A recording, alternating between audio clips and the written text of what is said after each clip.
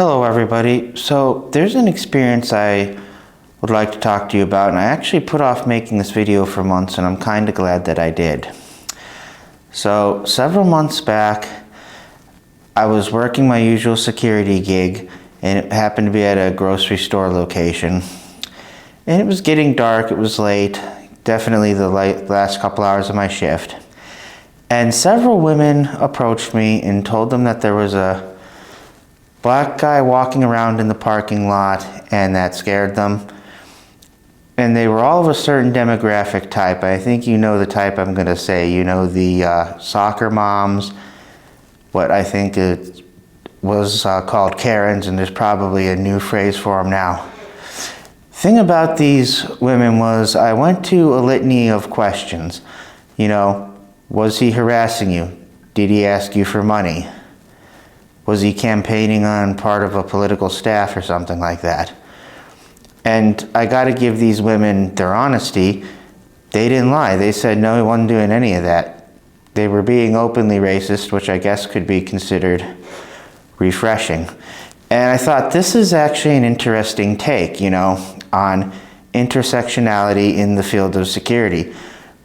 We want to protect people, we want to make them feel safe, we especially want women to feel safe shopping, but not at the expense of being turned into a tool of racial harassment.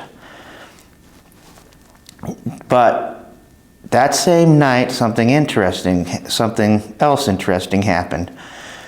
And this was, you know, the city's not done with you until she's done with you.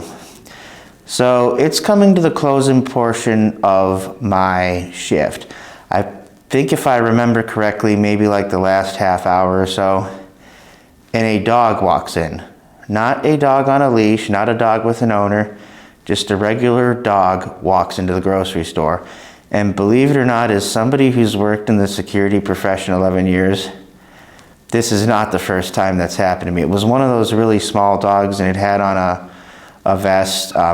Full disclosure, I don't like dogs. I've been mauled by a few. It wasn't pleasant. So that's my take on them. I know people think there's something wrong with you if you don't like dogs, but hey, you know, my father hates this phrase, but it is what it is.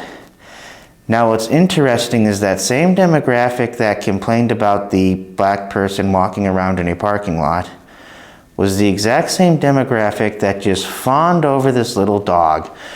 You know, several people, including some of the staff at the store, one of them went, bought the dog some food.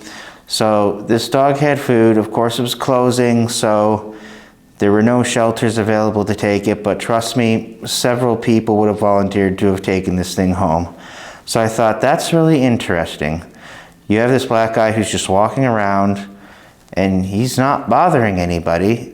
Even the people who warned me they thought he was dangerous, they had to admit he wasn't bothering them.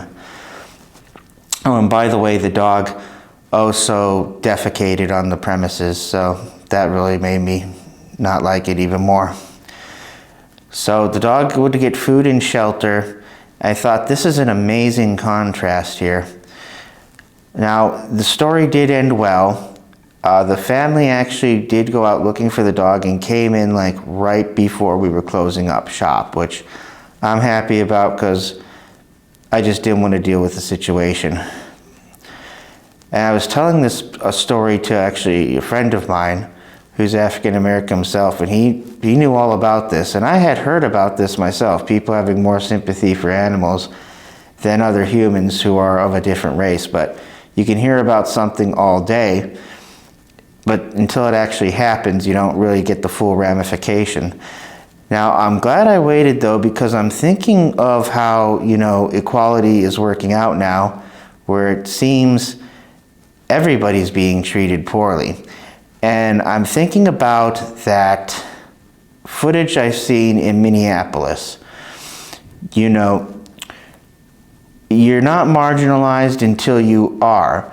And we're seeing people just gunned down in the streets with absolutely no repercussions whatsoever. We're seeing mass thugs take on peaceful protesters.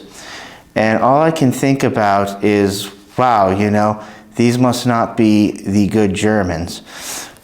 And so I'd like to just leave with that message, though, that it seems that the hammer's coming down on everybody right now. And unfortunately, we have to stand our ground.